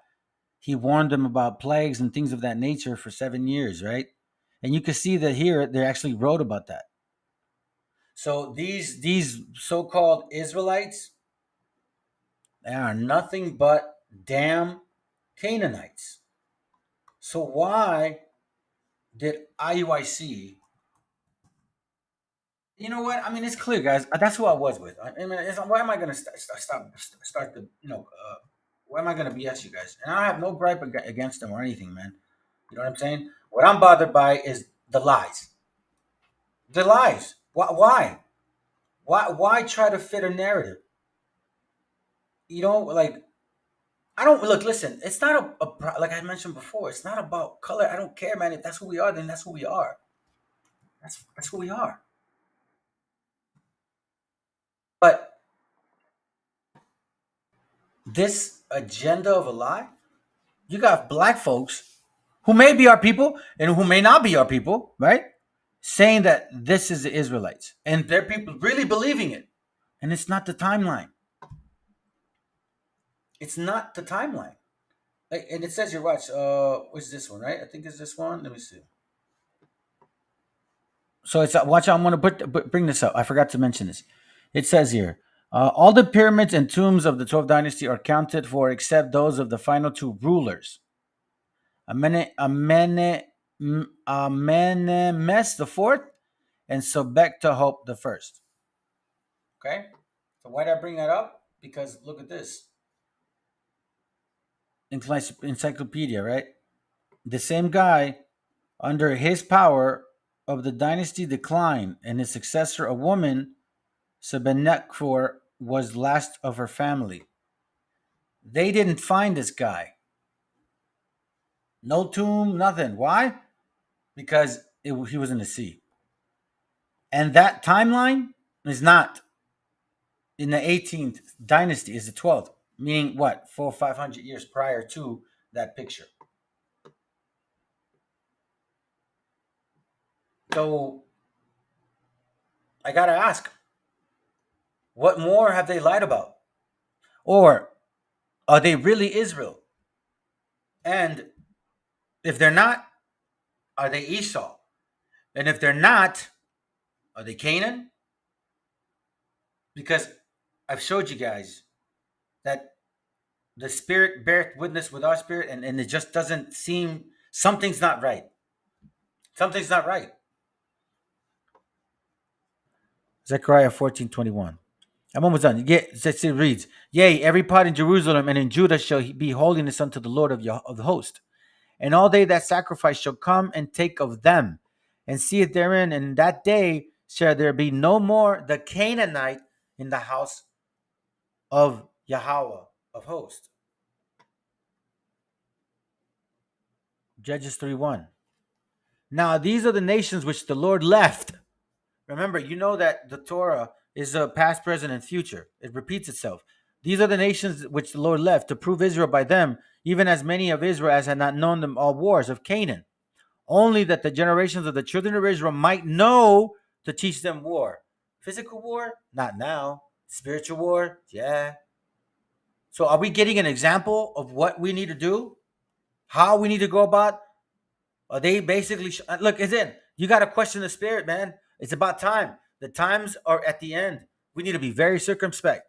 It says here, namely 5 lords of the Philistines and all the Canaanites and the Sidonians and the Hivites that dwell in the Mount Lebanon, and from Mount Bel-Hamor to the entering of Hamath. This is never touched. The One West Camp never wants to talk about this. And then all of a sudden, I end up finding out about this scripture, Ezekiel 28. Watch what it says, right?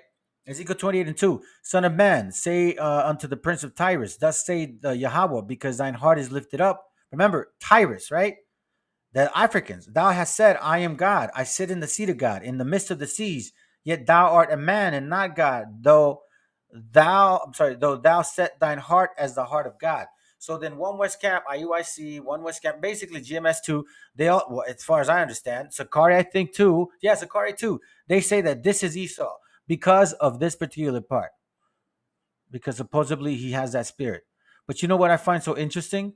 If that's the case, when you read Ezekiel, it's actually breaking down like the nations that have prophecy against them. And in this chapter, 3 chapters before, it is identifying Edom.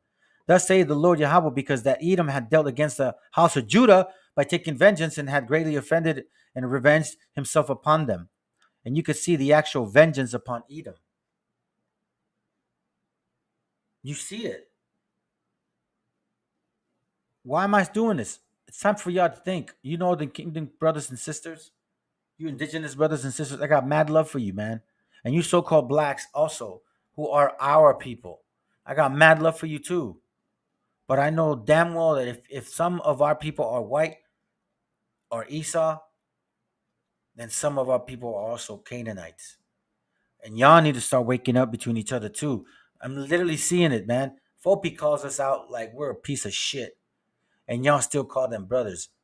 Bezalel supposedly, I don't know, took money or I don't even know what, and he's a conquistador. Make it make sense. Ephesians 5:12. I'm almost done. 5:15. I'm sorry. It says here, see then ye walk circumspectly, not as fools, but as wise, redeeming the time. Remember, redeeming means you got to turn in that ticket, man, to get into the kingdom. We got that covenant we owe. Redeeming the time because the days are evil. We need to be circumspect no matter what the hell happens. This is why I love this scripture right here. Job 8:8. And it reads, for inquire, I pray thee, of the former age, and prepare thyself to search of thy fathers. Prepare thyself to search of thy fathers, right? So let us remind ourselves of who our fathers are. Let's remind ourselves of who the hell are the so-called Hispanics. What did we believe in? Did we know who we were at one point? Watch this.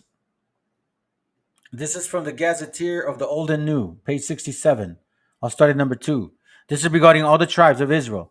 It says here, those are the 10 tribes which they were carried away prisoners out of the land, out of their own land in the time of Hosea. Okay? This is what they're actually saying. Watch this. The Indians, the natives, our people, us, you Hispanic, you Native Indian, they used circumcision. They expected a Messiah. Many words connected with the celebration of the religious rites were obviously of Hebrew extraction.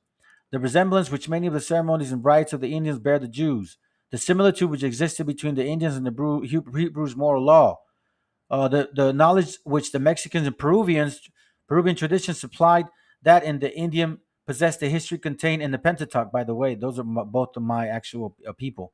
This, well, in regards to tribe, the Mexican traditions of the Teomotli, the divine book of Moses. I made that clear. The famous migration, the trace of Jewish history, the frequency of sacrifice, right? The Mexican paintings. Watch this. The blood of the fat, the styles of architecture of the temples, the fringes which the Mexicans wear, the similarity in the manner and customs of the Indian tribes far removed from far. Watch this too. Their eyes are black. They reckon by moons. They offer the first fruits. They have a feast or tabernacle. By the way, these guys didn't have a calendar. Monday, Tuesday, Wednesday, Thursday, Friday. So how do you think they kept Sabbath? How do you think they found out about the months? Friday to Saturday, Sabbath is a fluke. If y'all offended, too bad. So as you can see, this is who we are. Let's go back to who we are. Watch this. I found this book. This is an amazing book, and quite frankly, I'm excited to share it with y'all. The Great Migration, page 28. When he first went to Mexico, and after he had been for some time studying the archaeology of the country, he wrote, the ruins in his country prove that Moctezuma's ancestors might have dwelt in the banks of the Nile. Aguanile. If you get it, you get it. You don't, you don't. Watch this. Same book, page 60. Let us now consider the names and legends of ancient America, which are similar to those in the Hebrew record. In the high regions running along the West America from Peru to Alaska, and dotted in the lower line. Hold on a second. And dotted in lower lying lands on the east of the mountains, we find proof of the existence of primitive races who held traditions and legends very similar to, and in some cases identical, those in the Hebrew records. The authentic proof of the statement are so numerous that they could not all be brought within the compass of this small work, but a few of the striking will be sufficient to convince any unprejudiced and candid inquirer. Page 63. I'm gonna go fast. They basically watch this. The Indians use the word hallelujah. They have a sacred ark which they always keep covered. Yahweh. So that cold crap that One West came up with, that word Yahweh or Yahweh, that's BS, man. Y'all need to keep it real. I don't know why you have to do that. It says here, he noted their favorite expression, Mashiach, right? Mashiach, Messiah, Shiloh, Yahweh, Yehoshua, Hamashiach, Wamishia, and Shiloh Yo, Shiloh Yi, Shiloh Wa, Shalom, right? And then it says, look, these two words are not only Hebrew, Mashiach and Shiloh, but they are found to be only in the connection with the most ancient Hebrew legends and primarily in the book of Genesis. One thing I'm also interested in is Mashiach, I guess is in Arabic. You guys get it? You don't? You don't. Let me continue. Page 86. The legend of the book of Genesis mentions three great families of the human race: Shem, Ham, and the hold on, and the black people, Japhet, the white, and Shem of Shem. I don't agree with that part. The people who claimed to kept the records of their descents from the ancestors whom they named Adam, Edom, the red man. Okay, this one's for Gabby.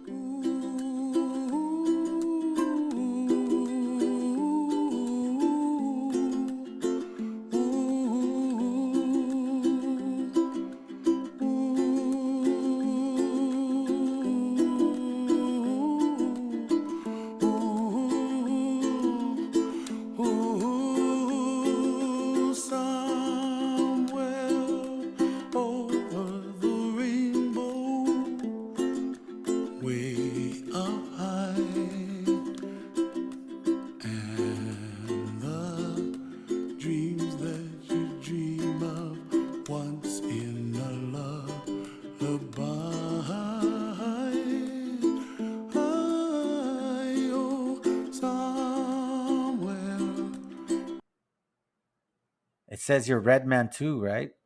Here, let me use carefully note that that Sem was the father of all the children of Eber, that is of the Hebrew. We find this name red man, Adam, Adamah, clay. We can learn from these records that the most ancient Egyptians did not all like this red man. You see that? Let me continue. It will be conceded that our American colonists in the middle of the 17th century, and especially as the statute of practical Quaker pen, were shrewd, clear-headed men, not of some sort given to romance and with little time on their hands to indulge in visionary theories or to dream dreams. I'm gonna say this real quick, man. The scriptures talk about the study of the word daily. Okay, I have a family. I'm the sole provider. I run a so-called business or department, and I study the Bible. I don't socialize around where I live. I don't have any so-called friends. I make time to study the scriptures. I don't have a lot of time in my hands. In a letter written by William Penn, dated 14th, let's see if this makes sense. As the origin of these Indians, I am ready to believe that them to be of Jewish race. I mean, of the stock of the 10 tribes. I find them to be like of, let's see, countenance, and their children of so lively a resemblance that a man would think himself in Duke Place. This is not all. They agree in rites reckoned by moons. They didn't have a calendar. They offer first fruits. How do they know that? How do they know when? 14 days after the first month, right? They hold a kind of feast of tabernacle. They mourn their dead for a year. You can see all of these things. Y'all can read this later. It's the Great Migration, page 126. It says, watch. Oh, yeah, watch this real quick. I forgot to read the bottom part. This is interesting. Look, and this is why one brother, which is from Los Indios Somos Israelitas, he has a book that mentions how Indio, the I used to be considered I and J, and the N would be flipped upside down, right? So watch this real quick. Let me continue here. This peninsula has, from the time immemorial, been called by the name Joktan or Jakatan, with the J sounded as Y, and is now generally known as Yucatan. Many of the Caribs told me that their early ancestors were great and powerful people whom I cannot help identify with the Jews. Their laws relating to marriage were the same, and they were forbidden to eat the flesh of animals like the peccary of the south. Uh, is this it? Oh, my bad. American swine. You see that? They were forbidden. These Indians have a peculiar law which they strictly obey. When a man dies, leaving no children, his brother must marry the dead man's widow. And when a woman dies childless, he that was her husband must marry her sister if she has left one.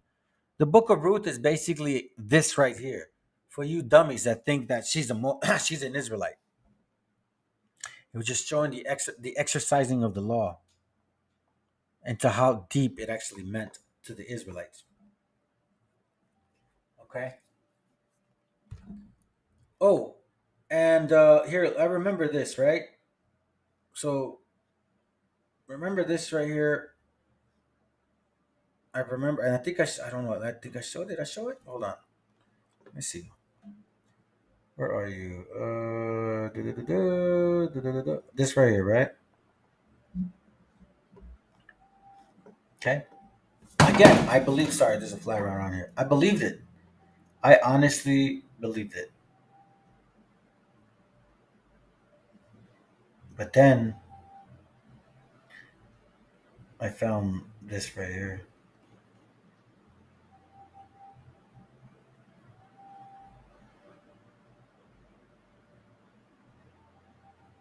Give me a second.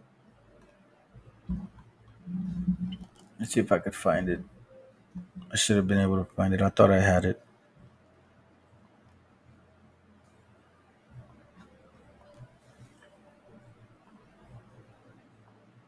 Give me a second. I'm almost done, brothers. Literally, literally almost done. I want to bring this up. I don't want to forget. Come on, come on, come on, come on. Where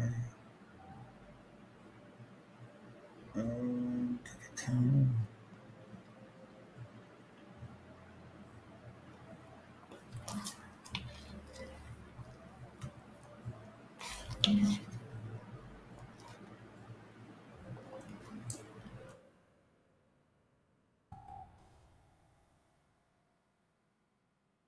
Give me a second.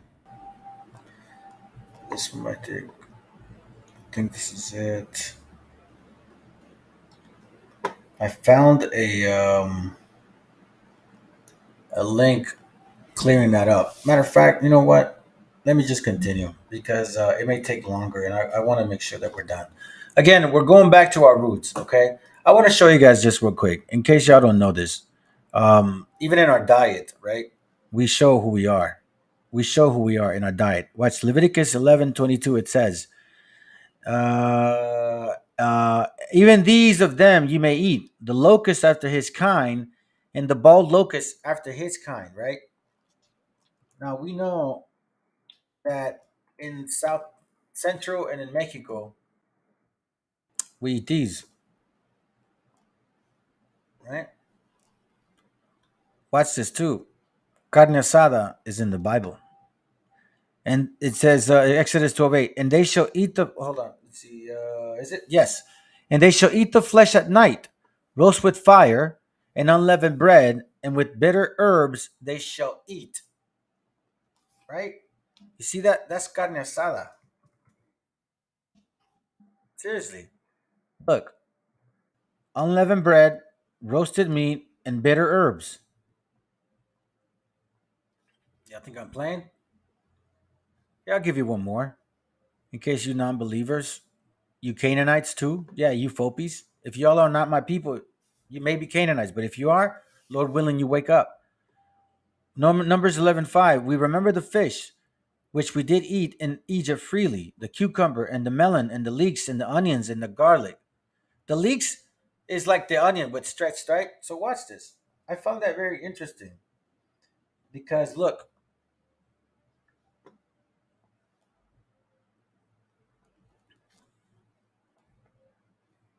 watch this real quick. It says here, what is it, 11:5, right? It says the cucumber, the melon, the leek, and the onion, right? Ceviche de melon with cucumber, with onion, cilantro, and lime. The cilantro is basically the green aspect of it. That's why they were considering using the leek. Okay? You guys think that I'm exaggerating. I'm not. Look at this picture right here.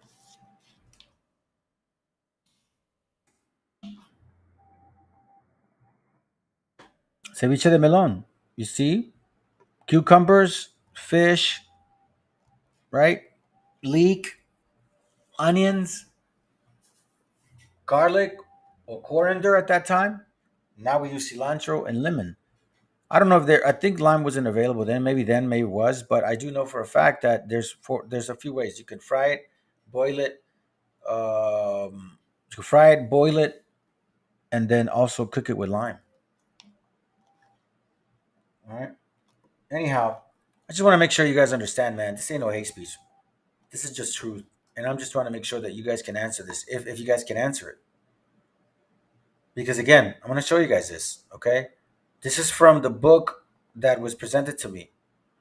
This one, right? Watch this real quick. Page 36.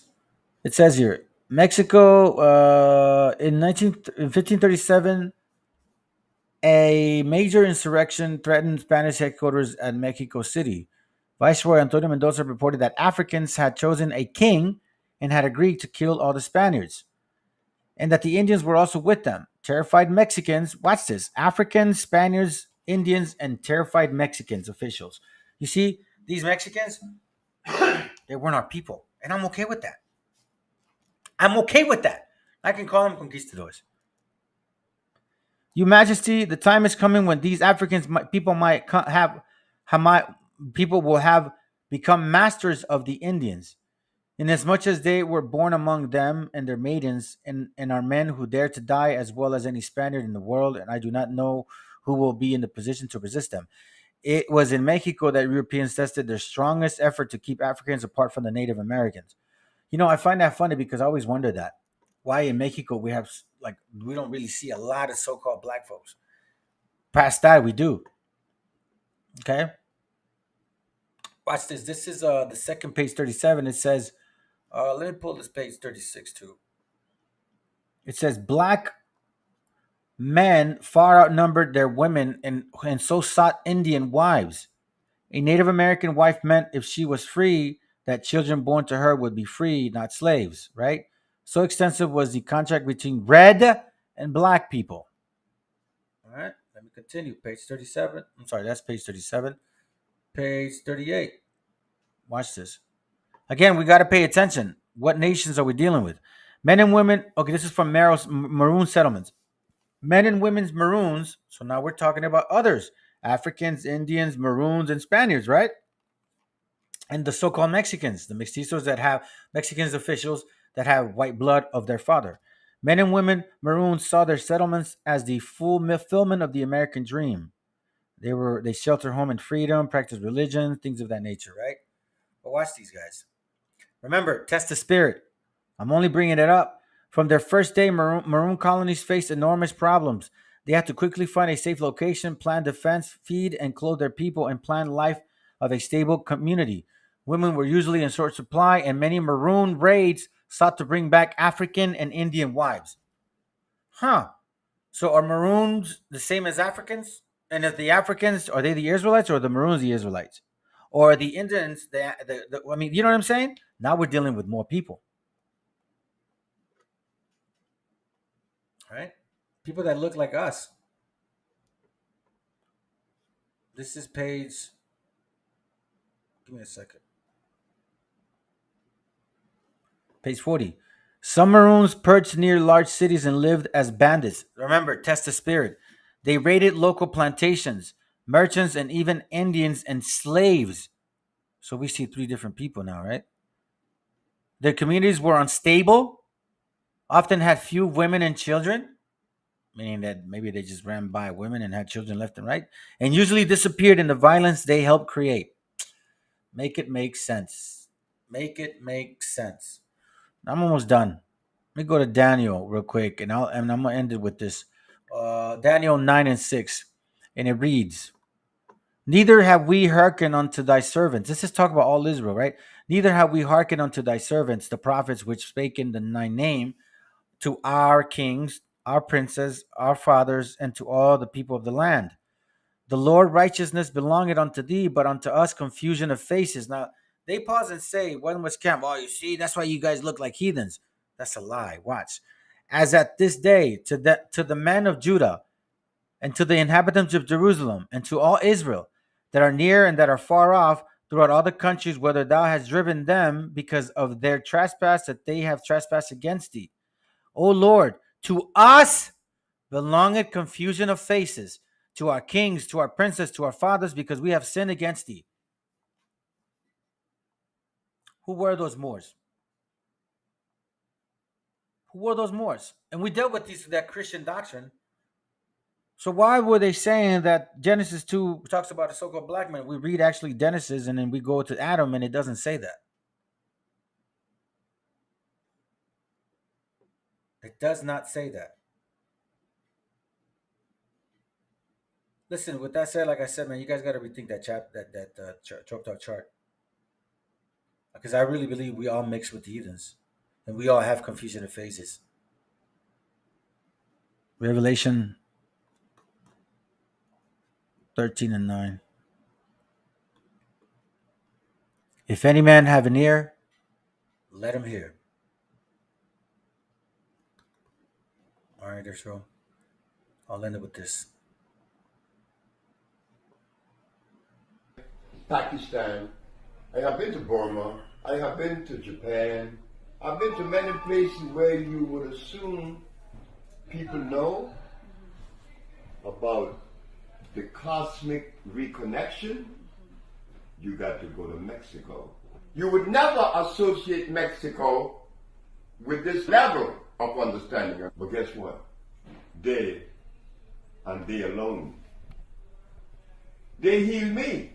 When I had gone to Russia, I was in England, I was in Africa, I went to Chinese medicine. Nobody healed me. I go to Mexico, and this Mexican healed me in 90 days.